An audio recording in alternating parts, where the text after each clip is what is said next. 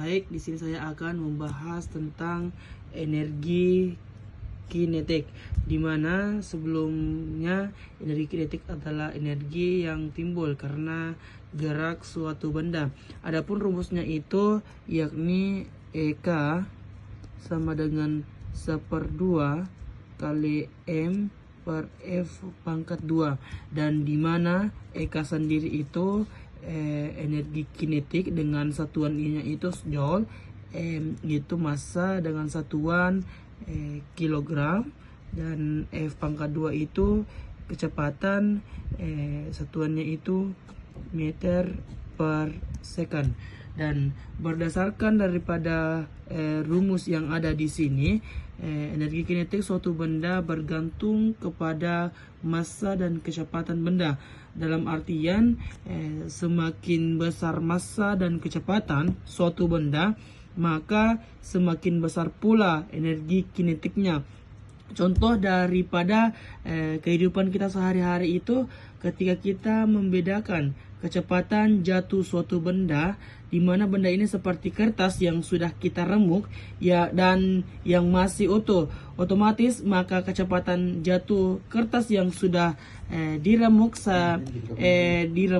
dan yang masih utuh akan, di mana yang sudah diremuk itu akan cepat duluan sampai di tanah dibandingkan yang utuh, dikarenakan kertas yang sudah diremuk itu memiliki massa yang lebih besar. Dan adapun contoh soalnya itu seperti, hitunglah energi kinetik dari sebuah mobil F1 bermassa 1875 kg yang bergerak dengan kecepatan 180 meter per jam. Jadi diketahui itu ada massa di mana massa 1875 kg, dan juga ada F atau kecepatan yaitu 180 meter per jam, dan di mana 180 meter per jam ini akan kita ubah menjadi kilogram. Jadi otomatis 180 kilometer per jam kilometer per jam dikali 1000 per 1 kilometer dikali 1 jam per 3.600. Jadi jawabannya itu 50%. Nah, di mana di pertanyaan itu yakni hitunglah energi kinetik, dan ditanya, adapun ditanya EK sama dengan 1/2 dikali M kali F pangkat 2, dan kita kasih masuk nilainya. 1/2 dikali M kan massa, jadi massa 1875 dikali 50 nih, 50% 50 pangkat 2, jadi 1/2 dikali 1875 dikali 2500. Kita bagi 2500 bagi 2 menjadi 1250, sama dengan 1875 dikali 1250 sama dengan 2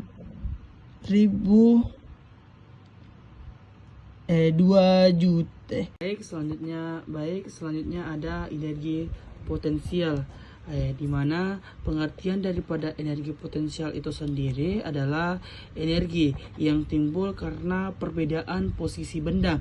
Adapun rumusnya itu ada EP sama dengan M kali G kali H, dan di mana EP itu sendiri adalah energi potensial dengan satuannya itu ada joule, ada M dimana M ini massa dengan satuan kilogram, ada G itu ada gravitasi bumi dengan satuan meter per second, dan adapun H itu ketinggian dan satuannya itu meter. Nah, dimana berdasarkan rumus yang ada di sini kita bisa lihat kalau energi potensial itu bergantung pada massa dan juga ketinggian benda. Semakin besar massa dan ketinggian suatu benda, semakin besar pula energi kinetiknya atau potensialnya. Contoh daripada kehidupan kita sehari-hari, ketika dimana ada bola pingpong dan bola basket, dimana di atas tanah dan ketinggiannya itu sama-sama 1 meter dan ini juga 1 meter.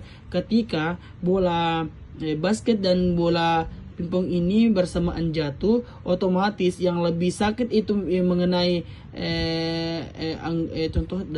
contohnya ada orang di sini, sini dengan jarak 1 meter.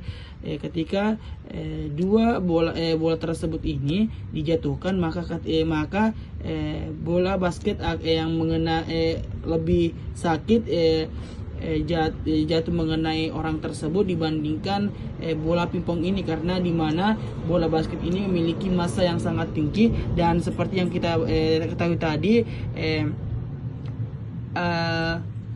semakin besar massa dan ketinggian suatu benda, semakin besar pula energi kinetiknya. Begitupun ketika kita menambah daripada jarak bola basket ini 2 meter, begitupun akan sakit mengenai orang tersebut.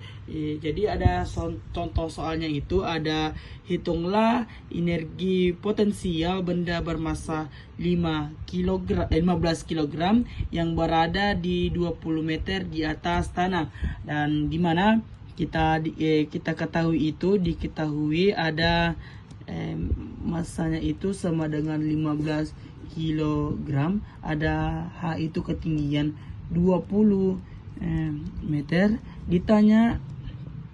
Ditanya energi potensial sama dengan, kita masukkan rumusnya M kali G kali H, kita masukkan nilainya 15 dikali 10, dimana gaya gravitasi itu sama halnya dengan 10, jadi 10 dikali 20, jadi jawabannya 300 Joule. Itulah sedikit pengertian tentang energi potensial. Selanjutnya ada hukum Pascal, di mana hukum Pascal ini setiap zat yang mengalir disebut fluida. Fluida memiliki sifat menekan ke segala arah yang merata. Contoh sederhana adalah saat kita berada dalam air, maka kita akan merasakan tekanan pada tubuh kita sama rata, kecuali kita berada dalam keadaan yang berbeda. Seperti dengan hukum Pascal tersendiri, yakni jika suatu fluida diletakkan pada ruang tertutup, perubahan tekanan pada suatu titik akan diteruskan secara merata ke seluruh bagian fluida. Contoh dalam kehidupan sehari-hari kita itu pres hidrolik yang digunakan mencuci mobil. Contohnya seperti ini. Ini ada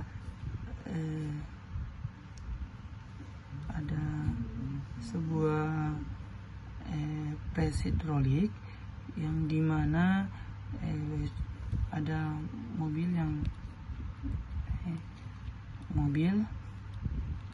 dan dimana didistribusikan secara merata.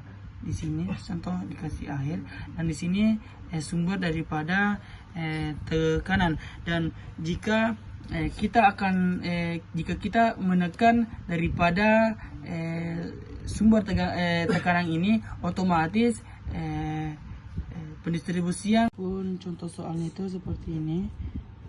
Ada sebuah